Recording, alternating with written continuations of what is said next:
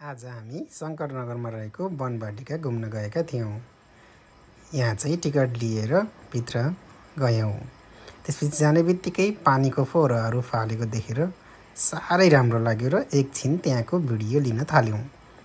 अझ भित्र जाँदै गर्दा फर्केर पनि फेरि यही पानीलाई चाहिँ अझ जुम गरेर भिडियो खिचेँ। साह्रै राम्रो लाग्यो। पहिला चाहिँ यस्तो थिएन, यो पछिल्लो समय बनाएको रहेछ। त्यसपछि हामी लाग्यौँ यो पुष्पलाल पार्कतिर। यहाँ पनि राम्रा दृश्यहरू हेर्दै हामी भित्रतिर छिचोल्दै गयौँ। अगाडि बढ्दै जाँदा आफूले देखेका यहाँ देखिने भ्यूहरू सबै यस क्यामेरामा कैद गर्दै गएँ। त्यसपछि मैले क्यामेरालाई चारैतर्फ घुमाउँदै भिडियो खिचिरहेँ। यहाँ मेरी बुढीले फोटो पनि खिचिन्। त्यसपछि हामी त्यहाँ अरू मान्छेहरू पनि फोटो भिडियो खिच्दै थिए र हामी लाग्यौँ अगाडितर्फ। यसपछि हामी जूमा गयौँ र यहाँ चिल, वन बिरालो, चितुवा यस्तै अन्य जनावरहरूलाई हेर्दै गयौँ। मृग, दुम्सी र अन्य जनावरहरू पनि थिए। यहाँ चाहिँ वन बिरालो। त्यसपछि लाग्यौँ हामी अगाडितर्फ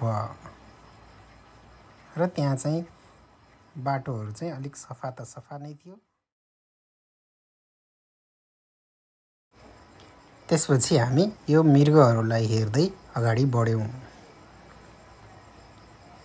र जाँदै यहाँ घोडाहरू पनि थिए र यता वर चाहिँ भालु, अजङ्गर चाहिँ देखिएन, हामीले भालुलाई चाहिँ देख्यौँ।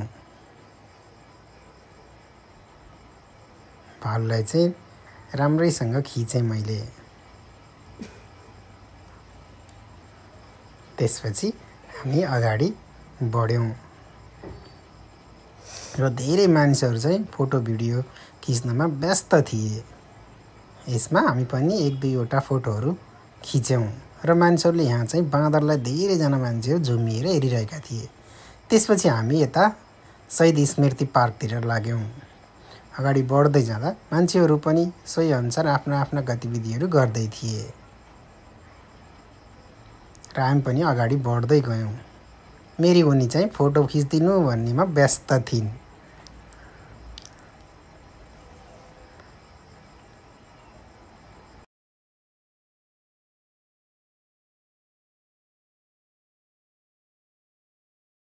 त्यसपछि हामी यहाँ बसेर एकैछिन फोटो भिडियोहरू लियौँ।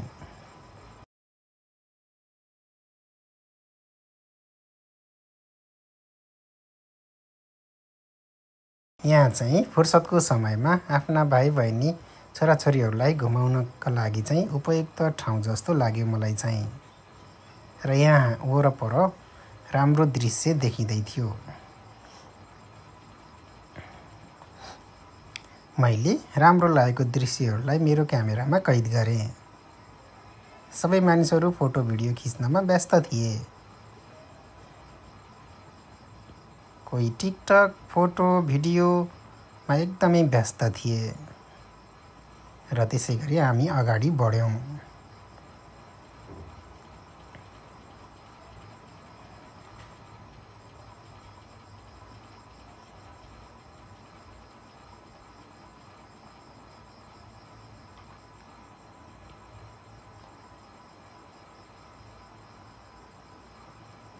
र हामी यो डुङ्गे पिङमा पनि खेल्न पुग्यौँ। त्यसपछि गेम खेल्यौँ।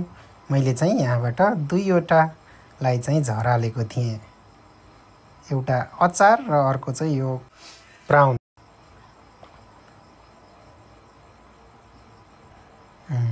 त्यसपछि दुईवटा चाहिँ मिस खाएको थियो।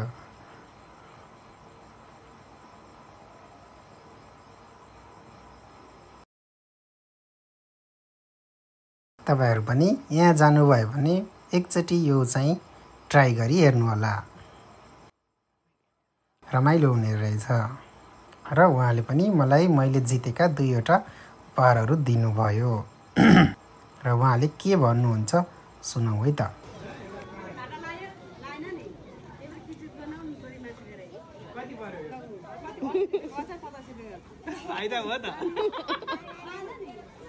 त्यसपछि हामी लाग्यो यता खेल खेल्नेतर्फ यता अगाडि बढियो त्यसपछि हामी डुङ्गे पिङ खेल्यौँ त्यसपछि पिङ खेल्यौँ यसमा कैद चाहिँ गरिएन त्यसपछि हामी पिङ सिङ खेलेर अगाडि बढ्दै आयौँ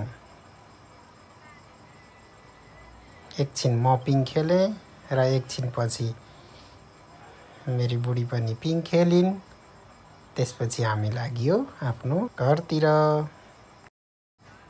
यदि तपाईहरु पनि वनवाटिका जानुहुन्छ भने अहिलेको पछिल्लो समय यस्तो यस्तो दृश्य र खेल गेमहरु खेल्न सकिनेछ ल है त अब मेरो भिडियो यति नै ल यहाँसम्म हेरिदिनु भएकोमा यहाँलाई धेरै धेरै धन्यवाद